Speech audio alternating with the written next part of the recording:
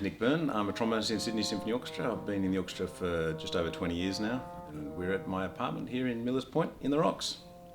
I was born in Sydney but grew up in Canberra and started the trombone in first year of high school in Canberra actually. And so I guess I was 11 years old, and it cast a spell upon me from that year on.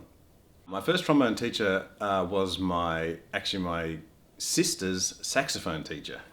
And he said, "Oh yeah, of course I can teach trombone as well, no problem." And he used to smoke a pipe and cigarettes and cigars all through the lesson, and the whole place used to stink after it. And so anyway, after a couple of lessons of that, I thought, oh my God, no, I can't.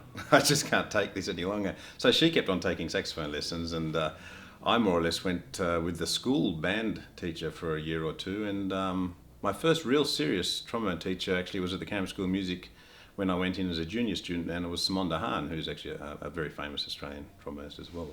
I wanted to play trombone professionally almost as soon as I picked it up.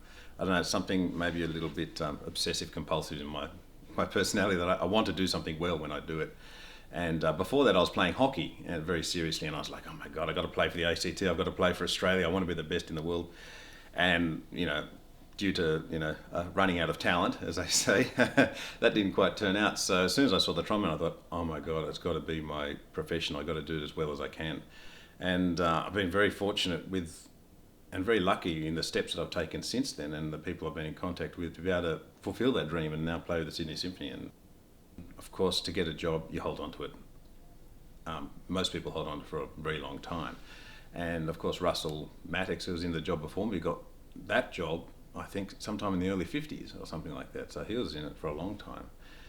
So you've really got to be in the right place at the right time and have the right luck, really.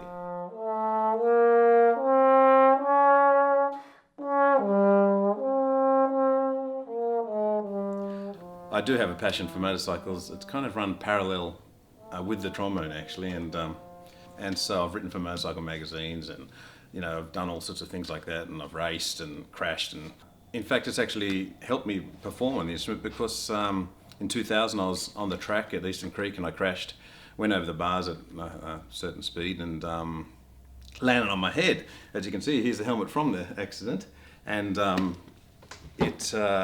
it got me to thinking, what am I going to do in the 6 weeks where I've got a beaten up body and I can't really do much? And so the Sydney Symphony fortunately had an Ophicleide in the cupboard, and it's the only thing that I could really play. So after 6 weeks of playing that every day and getting my shoulder out of a sling, and it kind of grew on me. So now the Ophicleide's given me a new lease of musical life, and that's through, indirectly and directly through, my obsession with motorcycles. I picked this trombone. This is my home trombone. I've got a trombone at work that I use on the job, a Bach, and this is a Courtois, French manufacturer, that also makes this kind of an American style model anyway. But yeah, it's nice to have an instrument at work as well as at home. And so it's a good instrument just to do a little bit of everything on.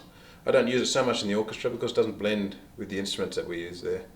Because we tend to all play American instruments, and this is French in an American style. But it just means I don't have to carry a trombone to work. Practicing in an apartment is a brass player's problem the world over. So there's lots of ways you can do it. I do several different routines. Most times I practice at the Opera House because that's our home, and I've spent a lot of time there anyway. But when at home and I'm using the instrument, I practice a couple of routines that involve one of these, which is a practice mute. And so in it goes in the bell. You just play some sounds. And again, it's just a microcosm of the normal trombone sound. It's not the same, but it keeps your neighbours on side.